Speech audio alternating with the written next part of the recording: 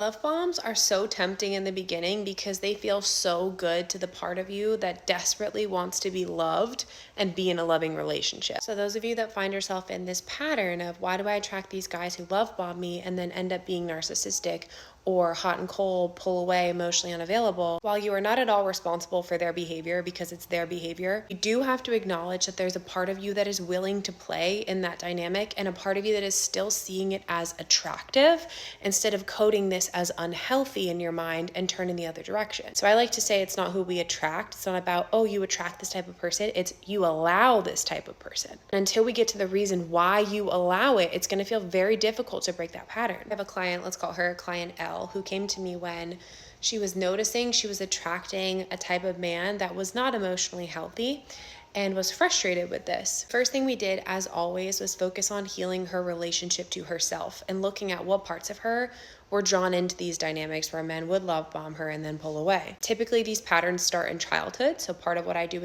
with clients is really study their system, their way of thinking. That's why my one-to-one coaching is so immersive. I talk to them Monday through Friday. Like truly, they can message me anytime triggers or wounds come up, whenever fits in their busy schedule. So we studied her system, and one of the wounds that was driving her was this feeling of needing to earn love or chase love in childhood. If I just be perfect enough, if I just achieve enough, if I just get it all right, then mom and dad will like me, they'll be proud of me, they'll love me. And when we don't know we have this emotional wound, it often unconsciously drives our choices in relationship and who we allow in as an adult. So the first thing we did was start somatically healing that wound, not just talking about it, although talk therapy is a great tool, but actually moving it through her body so she learned how to feel and heal and release these stuck emotions that were causing that leak. Then she learned a more empowered feminine way of dating and relating. So it's not just about, okay, heal the wound, now go do things differently. It's, okay, if before you were really falling for the love bomb, what should you do instead in the moment the love bomb comes up, right? If before when you get triggered, you're getting passive aggressive and shutting down,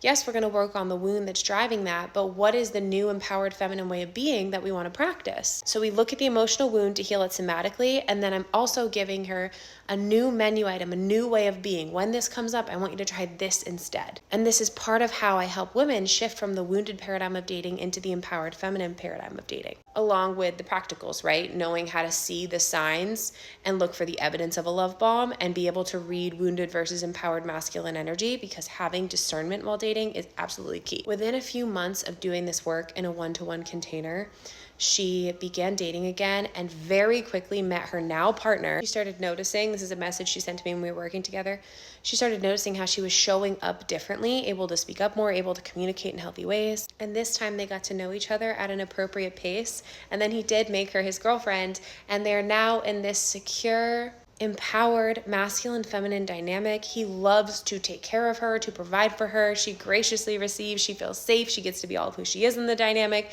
It's amazing. So if you need to break this pattern, the reality is we have to get to the inner emotional wounds driving you, and then secondarily we have to learn a new way of being. We can't just not learn a new way of being and only have the skill sets for unhealthy relationships and how to function in them and wonder why it's not working. If this is something that you don't know how to do and you want to do, make sure we connect over on Instagram, because I do daily stories on things like this all the time.